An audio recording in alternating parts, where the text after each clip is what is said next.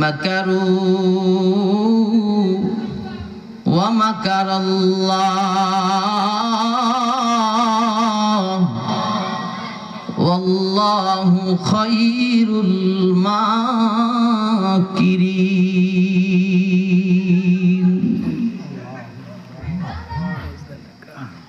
কোরআনের চাবি কার হাতে? আল্লাহর হাতে।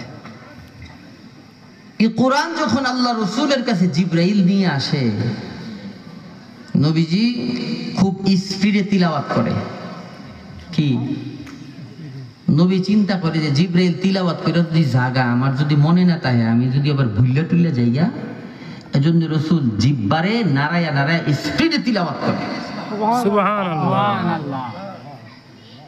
আল্লাহ কো বন্ধু, আপনি যে স্পিডে তিলাওয়াত করেন আপনার তো কষ্ট হয়, আপনার কষ্ট হলে আমার কষ্ট,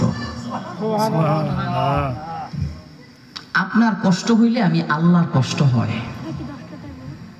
এজন্য আল্লাহ সূরা কিয়ামার এক আয়াতে বলেন, লা তুহাররিক বিহি লিসানাকা